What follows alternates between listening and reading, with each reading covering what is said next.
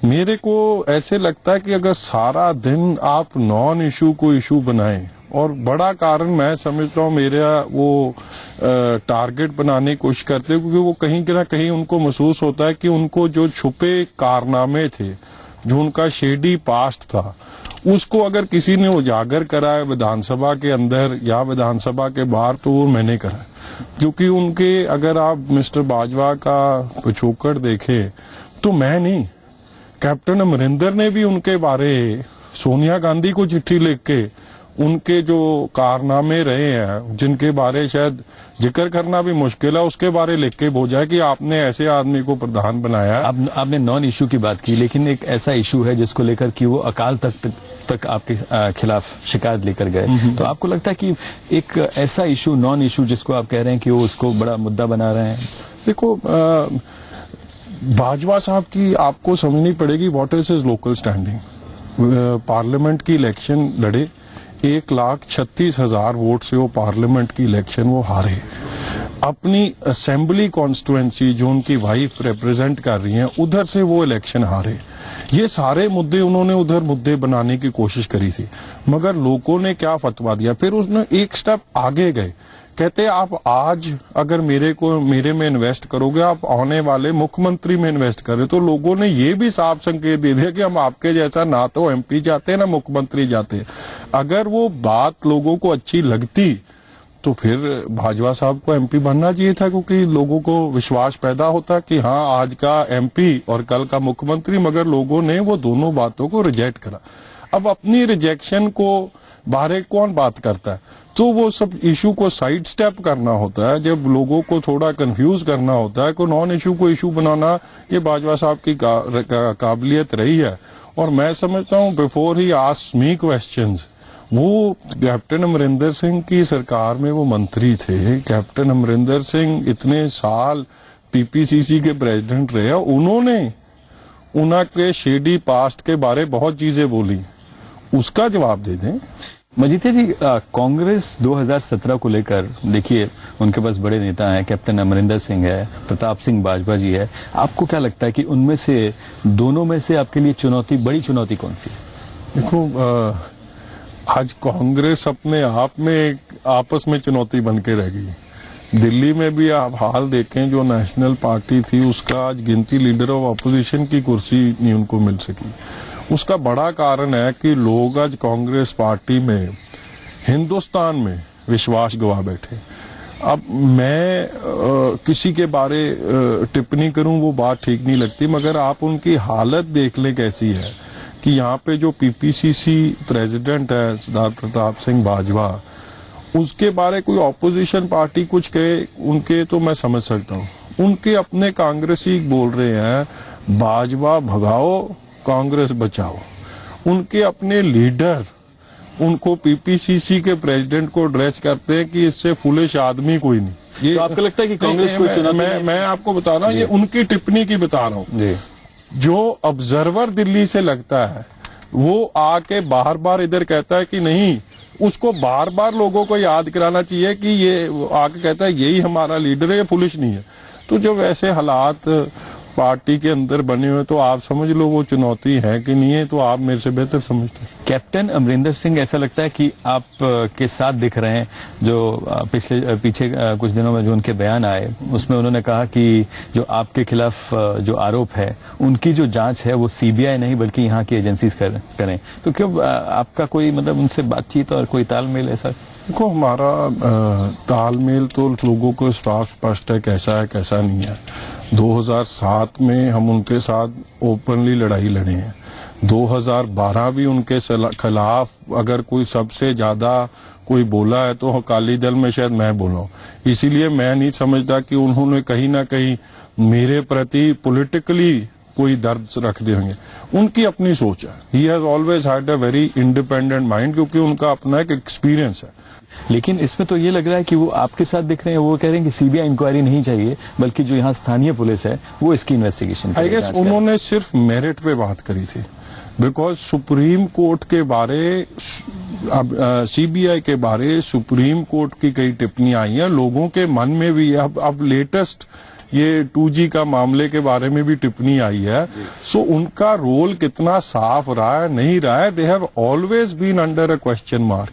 सो अगर कोई एजेंसी किसी को इन्वेस्टिगेट ऑलरेडी कर रही है, आप उसको इन्वेस्टिगेशन चेंज कराओगे, डिले तो होगा, उसमें इश्यूज किसी ना किसी को तो उसमें नुकसान फायदा होगा। और मेरा ये मानना है सीबीआई के पास जब बार बार बाजवा साहब बात करते हैं, उनका अपना कोई इसमें गेम प्लान है। क्यों उनका निजी हुआ है? क्या आपको लग रहा है कि आप पर निजी हमला हो रहा है? को मैंने बाजवा साहब के बारे जो उन्होंने गरीब लोगों को जो जमीन मिलनी चाहिए, जो पंचायत के वेलफेयर के लिए काम करती है, जो जमीन पंचायत के वेलफेयर के लिए होए या उन लोगों के लिए होती है जो गरीब के काम आनी चाहिए, उसको अगर बाजवा साहब जैसे लोग जब दबा लेंगे, मैंने उसको उजागर करा।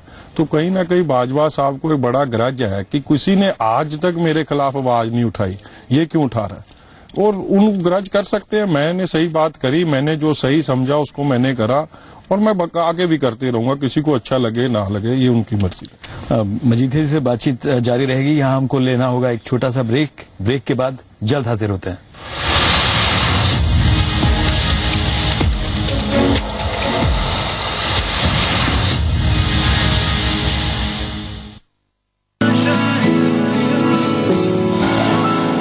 एम्बिशन तो है बट प्लान नहीं। Should I go for management और इंजीनियरिंग? सब कंफ्यूज करते हैं बट सॉल्यूशन कोई नहीं देता। आपको भविष्य की चिंता सताती है, आप प्रश्न पूछते हैं कि किस प्रकार से आगे बढ़ें, क्या करें, किस चीज से दूर रहें। आइए मेरे साथ, मेरे शो में मैं आपको बताऊंगा। डॉक्टर सुभाष चंद्र शो, शनिवार सुबह 10:30 बजे और रविवार शाम 3:30 बजे। मुझे एयरलाइन में करियर बनाने की ख्वाहिश थी, पर मेरे दुबले शरीर के कारण रिजेक्शन होते रहा। न्यूट्रीगेन के इस्तेमाल से I am working with an international airline. Fit शरीर पाने के लिए आयुर्वेद न्यूट्रीगेन। हमने दिखाया उस घर का दर्द, फिर ढूंढ निकाला जिसे ढूंढ ना पाई पुलिस। हाँ मैं आऊंगा जरूर। उसकी परेशानियों को सुना, ਜਾਂ ਕਿਤੇ ਵੀ ਦੂਰ ਨੇੜੇ ਕਿਤੇ ਵੀ ਜਾਣਾ ਇਸ ਤਰ੍ਹਾਂ ਹੀ ਮੈਨੂੰ ਜਾਣਾ ਪੈਂਦਾ ਸੀ। इंसाफ दिलाया, अंजाम तक पहुंचाया। बड़ी मुहिम जो जी पंजाब हरियाणा हिमाचल की थी, वो जगजीत सिंह के अनशन तोड़ने के बाद पूरी हुई है।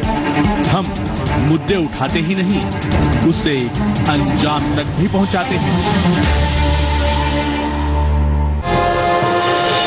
एक धुन जिसे सुने इंडिया भी और भारत भी, गुनगुनाए इसे गांव भी और शहर भी। ये है एक ऐसी धुन जो आई है भारत के दिल से।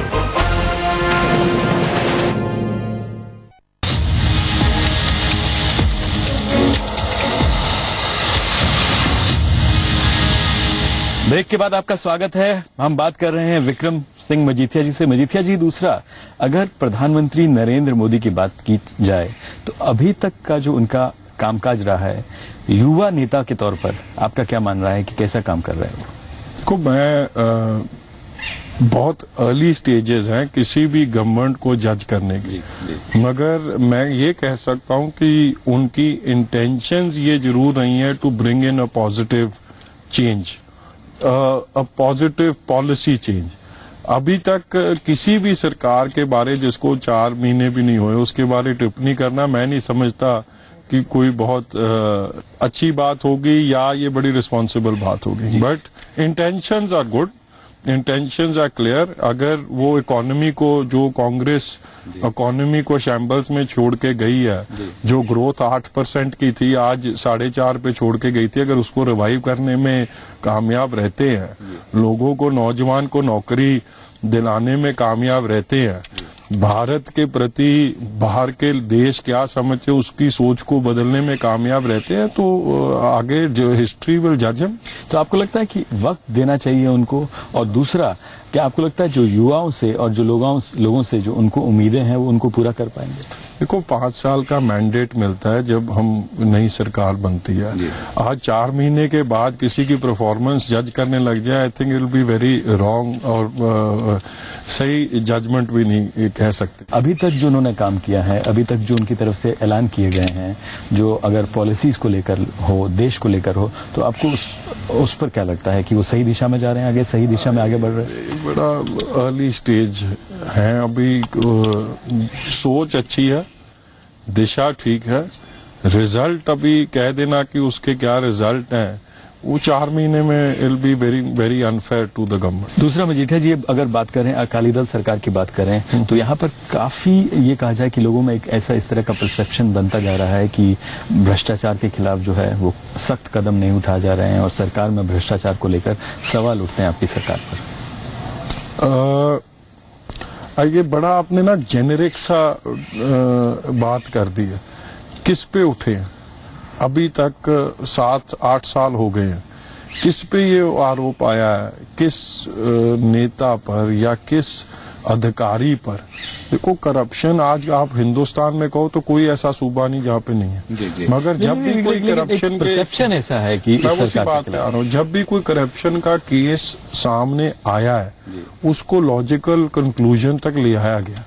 अगर कोई गलत है, हमने तो हमारे पूर्व डीसी रहे थे, उनके बारे जब आया उसके खिलाफ भी सरकार ने एक्शन लिया, एक IAS ऑफिसर को सस्पेंड करा, और ऐसे कई और एग्जांपल्स हैं। अब ऑफ हैंड आप मेरे से पूछे तो मेरे को शायद बताने मुश्किल होंगे, मगर कोई कंक्लूसिव कोई पुख्ता सबूत किसी के साथ खिलाफ आए हैं उसके खिलाफ सरकार ने एक्शन लिया है। मगर करप्शन आज इंडिया का इशू है। आज अगर वर्ल्ड रेटिंग्स की बात करें किस किस कंट्री में करप्शन है, आप वो नेट से निकालें, आपको सामने जवाब आएगा कि इंडिया का क्या हाल है। पिछली 10 साल मनमोहन सिंह जी की सरकार रही है, मनमोहन सिंह जी को सबसे ईमानदार आदमी माना गया है और उनकी सरकार को सबसे भ्रष्ट माना गया। अब इसकी आप क्या निचोड़ निकालेंगे ये आप समझ। यहाँ सब कुछ ठीक है पंजाब में? देखो मैं बार बार कह रहा हूँ कि अब सब कुछ ठीक है, ऑल इज वेल का क्या मतलब है? हम ये कह सकते हैं कि कभी भी कोई इशू आया है उसको लॉजिकली सेटल करने के लिए सरकार ने हर कदम उठाए, और मेरा ये मानना है कि सरदार प्रकाश सिंह जी बादल अगर 5 बार ही मुख्यमंत्री बने हैं इसीलिए बने हैं कि लोगों का विश्वास उन पे कायम है। अगर वो विश्वास लीडर पर ना होए तो आदमी तो दूसरी बारी विलेज इलेक्शन नहीं जीत सकता। जी, आपने सरदार प्रकाश सिंह बादल की बात की, मुख्यमंत्री की बात की, आपने दोनों के साथ, सुखबीर बादल के साथ भी अपने काम कर रहे हैं आप। उन दोनों के वर्किंग स्टाइल में आप क्या देखते हैं? कौन किस तरह से दोनों का वर्किंग स्टाइल है? क्या फर्क है दोनों के वर्किंग स्टाइल में? देखो सिमिलैरिटीज बड़ी हैं, सिमिलैरिटीज भी बहुत है और अपना अपना नजरिया भी उनका अलग अलग बड़ा है। सिमिलैरिटीज ये है कि वो मानते हैं अगर पंजाब ने तरक्की करनी है तो हर वर्ग को साथ लेके चलना पड़ेगा। हर वर्ग मतलब कि जो कोई गरीब है या कोई मिडिल क्लास है या कोई इंडस्ट्रियलिस्ट है, इंक्लूसिव ग्रोथ होएगी तो पंजाब तरक्की करेगा। और उन दोनों में एक दूसरे को कॉम्प्लीमेंट बड़ा करते हैं इसमें, क्योंकि सुखबीर जी बाहर पढ़े हैं, इंडस्ट्री की बात को भी समझते हैं। आपने देखा ये इन्वेस्टमेंट समिट पंजाब जैसे, जहाँ पे टेररिज्म, जहाँ पे ये मांगा जाता था कि लैंड बहुत एक्सपेंसिव है, ये माना जाता था कि पंजाब अब इंडस्ट्री की साइड से बहुत, उधर एक सक्सेसफुल इन्वेस्टमेंट समिट कर लेना, आप उसमें से मैं कहता हूं अगर और कुछ नहीं 50% भी सक्सेस हो जाएगा, it will be a big success. क्योंकि पिछली सरकारों ने कभी ये प्रोग्राम करने का सोचा भी नहीं, बिकॉज इसलिए नहीं सोचा क्योंकि वो पिछली जितनी सरकार कोई कांग्रेस की रही है या कोई और, वो महसूस करते हैं कि करने का फायदा कोई नहीं, किसी ने आना नहीं। मगर आपने देखा था जब इधर इन्वेस्टमेंट समिट हुआ है, इंडिया के हुज हु ऑफ इंडस्ट्री इधर आए और उनको वो पॉलिसी अच्छी लगी और उसके धीरे धीरे रिजल्ट भी आने शुरू। मजीठिया जी, अगर 2017 की बात करें तो दूर नहीं है, आपको लगता है कि एक तो युवा का क्या रोल होगा और दूसरा आपका क्या रोल होगा 2017 चुनाव के लिए? देखो मेरे को यूथ की रिस्पॉन्सिबिलिटी दी गई थी 2012 में। 2012 में ऐसे हालात खड़े हुए थे 11 में, जब हमारी फैमिली में बादल परिवार में हमारे जो एक भाई थे वो अलग हो गए।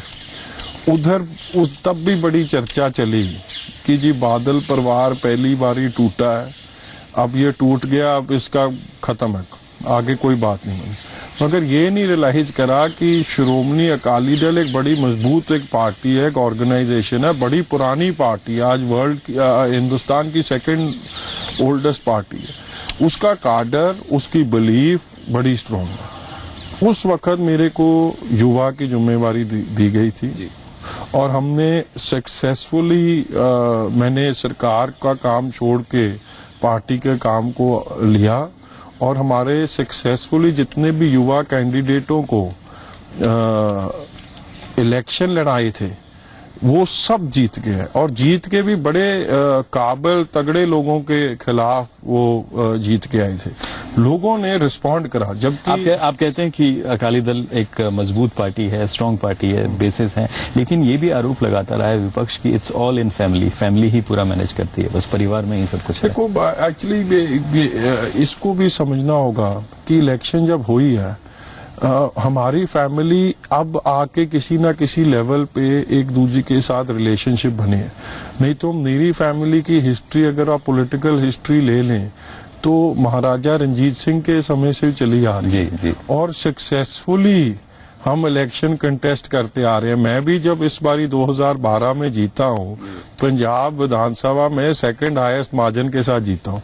तो अगर आप लोगों के फतवे को नहीं मानेंगे तो मेरे को पता नहीं और कैसा मापदंड होता है। अगर लोग जिता रहे हैं और बड़ी भारी मात्रा से जिता रहे हैं तो हम उस फतवे को मान रहे हैं और सेवा कर रहे हैं।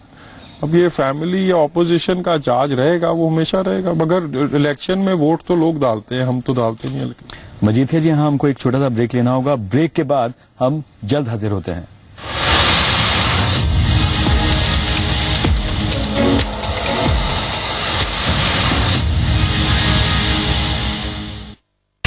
पढ़ाई दे नाल नाल मस्ती दे पलां नूं सहेज के तुहाडे रूबरू करदा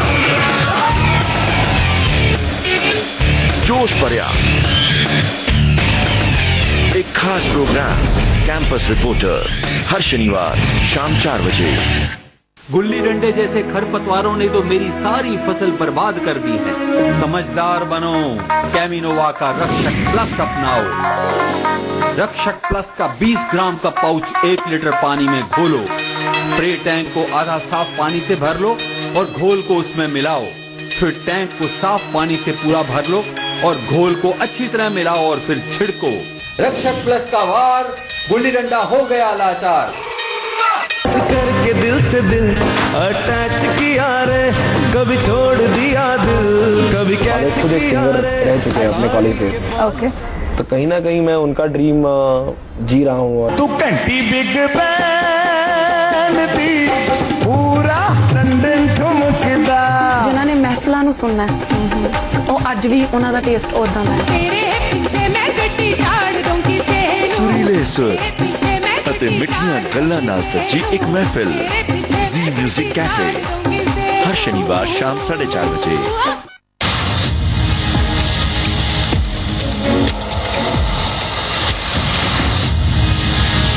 ब्रेक के बाद आपका स्वागत है। पंजाब के युवा नेता अकाली दल के विक्रम सिंह मजीठिया और कैबिनेट मिनिस्टर से हमारी बातचीत जारी है। मजीठिया जी, अगर युवाओं की बात की जाए 2017 को देखते हुए, तो आपको लगता है कि युवाओं का अहम रोल होगा पंजाब के लिहाज से?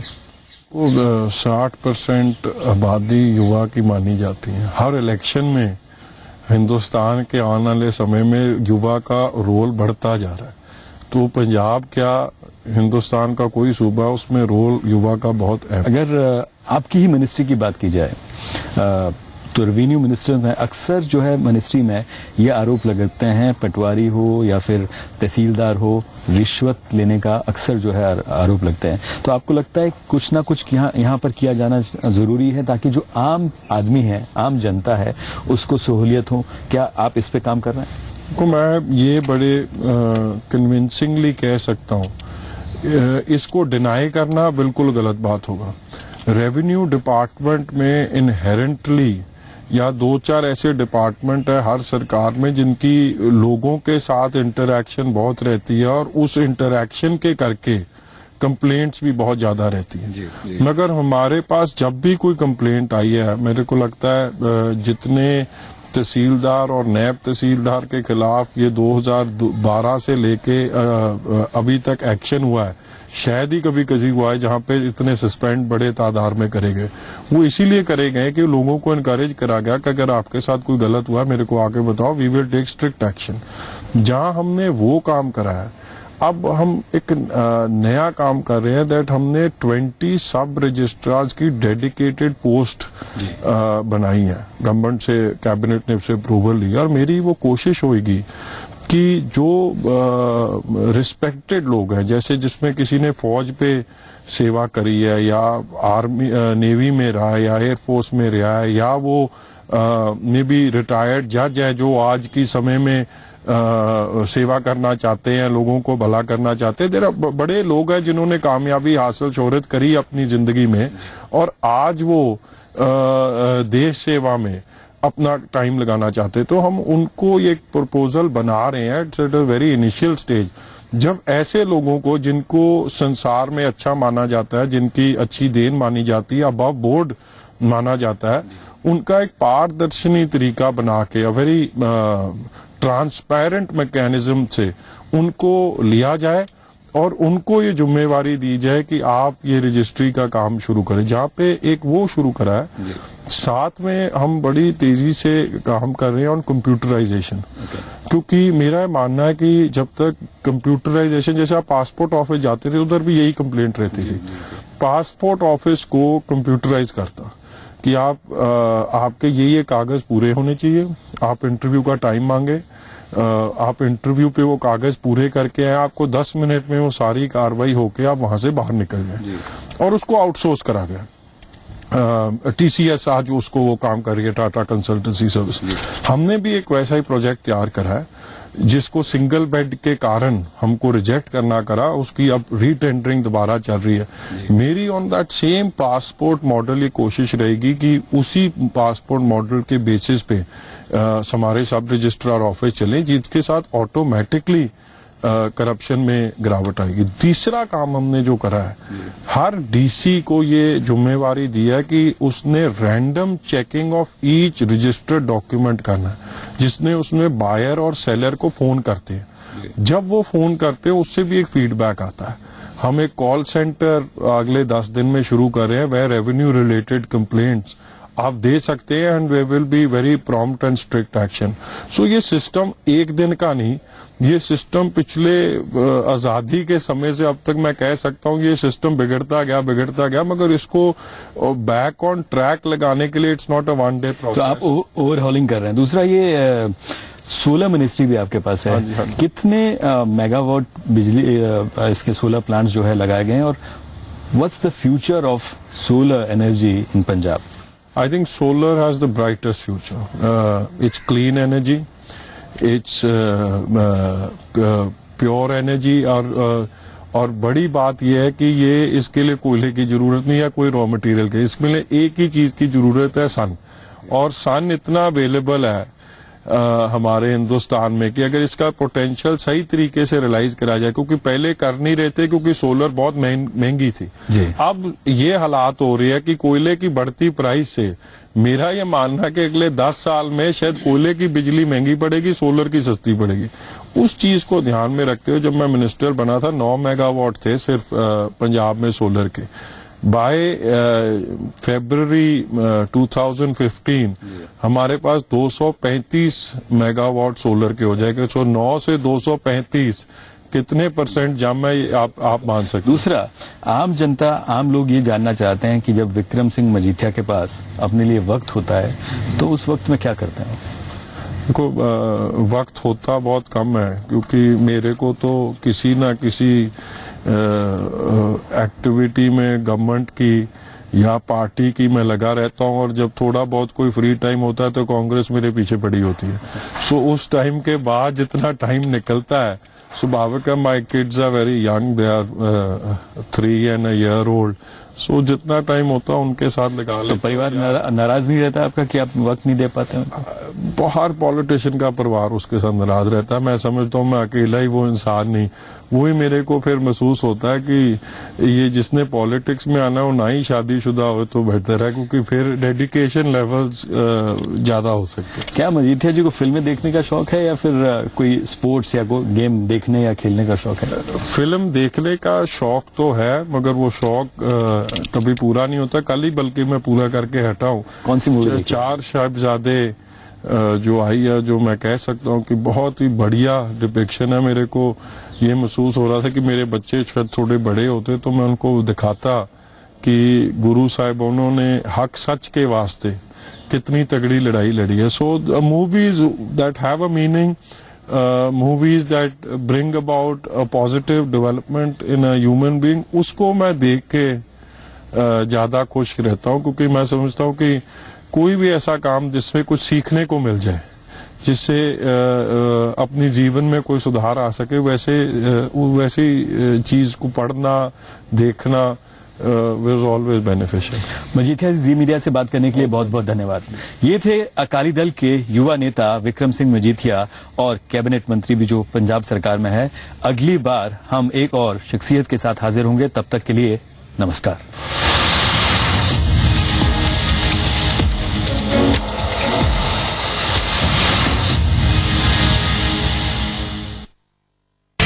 पढ़ाई दे नाल नाल मस्ती दे पलां नूं सहेज के तुहाडे रूबरू करदा जोश भरिया एक खास प्रोग्राम कैंपस रिपोर्टर, हर शनिवार शाम 4 बजे। जी संगम की खबर का असर। यादव सिंह के खिलाफ जो आज कार्रवाई शुरू हुई है, एसआईटी के दबाव में शुरू हुई है। शासन प्रशासन में बैठे हुए जिम्मेदार लोगों को पता था कि यादव सिंह किस लेवल के भ्रष्टाचार में लिप्त है। बावजूद इसके यादव सिंह को पिछली 2 सरकारों में लगातार तरक्की मिलती रही।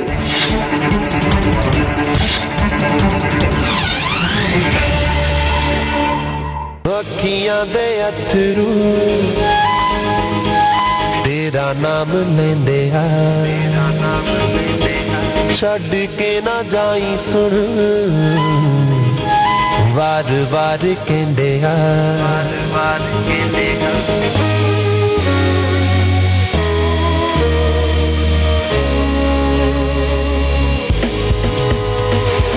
अखियां दे अथरू तेरा नाम लेंदे आ, छड़ के ना जाई सुन वार वार कहंदे आ, वार वार कहंदे आ।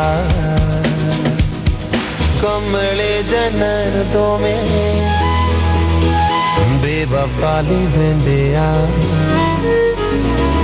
अखियां दे अथरू तेरा नाम लेंदे आ।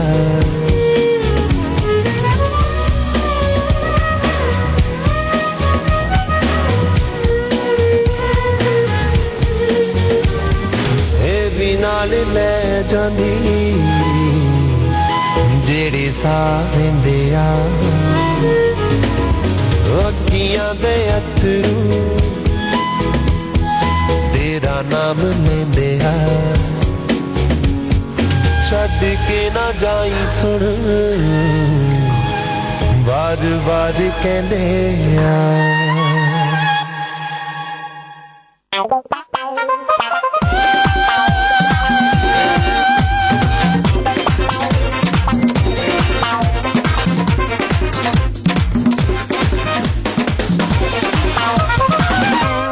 दोस्तों जी म्यूजिक कैफे विच तुहाडा सारिਆਂ ਦਾ बहुत-बहुत स्वागत है। मैं जस्सी। आज मैं थोड़ी मुलाकात करावांगी एक ऐसे फनकार दे नाल जिन्हां नूं फैंस पंजाबी ते देसी रॉक स्टार दे नाम तो जानते हैं। जी हाँ, जैसी मुलाकात करन जा रहे हैं प्रदीप जीट दे नाल। सत श्री अकाल। सत श्री अकाल जी। अच्छा, सब तो पहला मैनूं अपने करियर बारे दसो, कदों तो शौक है तुहानूं गाउण दा? ਸ਼ੌਂਕ ਤਾਂ ਜੀ ਛੋਟੇ ਹੁੰਦੇ ਤੋਂ ਹੀ, ਜਦੋਂ ਸਕੂਲੇ ਪੜ੍ਹਦੇ ਹੁੰਦੇ ਸੀਗੇ ਬਸ ਉਦੋਂ ਤੋਂ ਹੀ ਸ਼ੌਂਕ ਆ ਵੀ ਸਿੰਗਰ ਬਣਨਾ। ਮੇਰੇ ਡੈਡੀ ਹੁਣਾਂ ਨੂੰ ਬਹੁਤ ਸੀਗਾ ਜੀ ਵੀ ਮੁੰਡਾ ਆਪਣਾ ਸਿੰਗਰ ਬਣਾਉਣਾ, ਬਸ ਉਵੇਂ। ਅੱਛਾ, ਡੈਡੀ ਨੂੰ ਸ਼ੌਂਕ ਸੀ? ਹਾਂਜੀ ਹਾਂਜੀ ਹਾਂਜੀ, ਵੀ ਮੇਰਾ ਮੁੰਡਾ ਟੀਵੀ ਤੇ ਦਿਖੇ ਜੀ। ਤੇ ਤੁਹਾਡੀ ਫੈਮਿਲੀ 'ਚ ਹੈ ਕੋਈ ਆਲਰੇਡੀ? ਨਹੀਂ ਨਹੀਂ ਨਹੀਂ, ਮੈਂ ਪਹਿਲਾਂ ਹੀ ਆ ਜੀ। ਅੱਛਾ, ਵਰਨਾ ਅਸੀਂ ਦੇਖਦੇ ਹਾਂ ਕਿ ਪੇਰੈਂਟਸ ਬੜੇ ਜ਼ਿਆਦਾ ਐਪਰੀਹੈਂਸਿਵ ਹੁੰਦੇ ਨੇ, ਉਹ ਆਣ ਨਹੀਂ ਦਿੰਦੇ ਬੱਚੇ ਨੂੰ, ਪਰ ਇੱਥੇ ਉਲਟਾ ਹੈ। ਨਹੀਂ ਨਹੀਂ ਨਹੀਂ, ਆਪਣੇ ਤਾਂ ਡੈਡੀ ਹੁਣੀ ਤਾਂ ਕਹਿੰਦੇ ਸੀਗੇ ਜੀ ਮੁੰਡੇ ਨੂੰ ਟੀਵੀ ਤੇ ਜ਼ਰੂਰ ਲਿਆਉਣਾ। ਤੇ ਮਦਰ? ਹਾਂਜੀ, ਮਦਰ ਸਾਰੇ ਮੇਰੇ ਨਾਲ ਹੈ ਜੀ। ਹਾਂਜੀ ਹਾਂਜੀ, ਘਰ ਦੇ ਮੇਰਾ ਬ੍ਰਦਰ ਸਿਸਟਰ ਸਾਰੇ ਨਾਲ ਹੈ ਜੀ। ਅੱਛਾ, ਬਚਪਨ ਤੋਂ ਗਾਉਂਦੇ ਵੀ ਸੀ ਤੇ ਸੁਣਨ ਦਾ ਵੀ ਸ਼ੌਂਕ ਸੀ? ਹਾਂਜੀ ਹਾਂਜੀ, ਬਿਲਕੁਲ ਜੀ। ਪਹਿਲਾਂ ਸੁਣਦੇ ਸੀ, ਉਸ ਤੋਂ ਬਾਅਦ ਗਾਉਣ ਲੱਗੇ ਹਾਂ ਜੀ। ਹਾਂਜੀ ਤੇ ਫਿਰ ਸਕੂਲਸ ਵਿੱਚ, ਕਾਲਜਸ ਵਿੱਚ ਸਟੇਜ ਉੱਤੇ ਮਤਲਬ ਤੁਸੀਂ ਕਾਫੀ ਪਰਫਾਰਮ ਕੀਤਾ? ਜੀ ਜੀ ਜੀ ਜੀ, ਮੈਂ ਸਕੂਲੇ ਵੀ ਗਾਉਂਦਾ ਹੁੰਦਾ ਸੀ, ਡਰਾਮੇ ਵੀ ਕਰਦਾ ਹੁੰਦਾ ਸੀ। ਫਿਰ ਉਸ ਤੋਂ ਬਾਅਦ ਜਲੰਧਰ ਖਾਲਸਾ ਕਾਲਜ ਪੜ੍ਹਿਆ ਜੀ ਮੈਂ, ਉੱਥੇ ਵੀ ਮਤਲਬ ਇੰਟਰ ਜਿਹੜੇ ਕਾਲਜ ਹੁੰਦੇ ਸੀ ਉੱਥੇ ਵੀ ਗਾਉਣ ਜਾਂਦਾ ਰਿਹਾ ਜੀ ਮੈਂ। ਹਾਂਜੀ। ਅੱਛਾ, ਕਿਹਨੂੰ ਸੁਣਨਾ ਪਸੰਦ ਕਰਦੇ ਸੀ ਤੁਸੀਂ? ਮੈਂ ਜੀ ਜ਼ਿਆਦਾਤਰ ਮਨਮੋਹਨ ਵਾਸ ਨੂੰ ਸੁਣਦਾ ਹੁੰਦਾ ਸੀਗਾ ਜੀ। ਵਾਓ। ਹਾਂਜੀ ਹਾਂਜੀ, ਜ਼ਿਆਦਾਤਰ ਉਹਨਾਂ ਦੇ ਗਾਣੇ ਸੁਣਦਾ ਹੁੰਦਾ ਸੀ ਤੇ ਨਾਲ ਬੱਬੂ ਮਾਨ ਜੀ ਵੀ। ਅੱਛਾ। ਹਾਂਜੀ ਹਾਂਜੀ। ਤੇ ਉਹ ਕਾਰਨ ਕੀ ਸੀ ਕਿ ਤੁਸੀਂ ਮਨਮੋਹਨ ਵਾਰਿਸ ਜੀ ਨੂੰ ਸੁਣਦੇ ਹੁੰਦੇ ਸੀ? ਉਹਨਾਂ ਦੇ ਗਾਣੇ, ਉਹਨਾਂ ਵਿੱਚ ਫੀਲ ਬਹੁਤ ਹੁੰਦਾ ਸੀ, ਉਹਨਾਂ ਦੀ ਗਾਇਕੀ ਮੈਨੂੰ ਬਹੁਤ ਪਸੰਦ ਸੀਗੀ, ਬਹੁਤ ਘੈਂਟ ਗਾਉਂਦੇ ਹੁੰਦੇ ਸੀ ਸੱਭਿਆਚਾਰ ਨੂੰ ਲੈ ਕੇ। ਉਹਨਾਂ ਦੇ ਜਦੋਂ ਗਾਣਾ ਹਿੱਟ ਹੋਇਆ ਸੀਗਾ ਕੱਲੀ ਬਹਿ ਕੇ ਸੋਚੀ ਨਹੀਂ, ਬਸ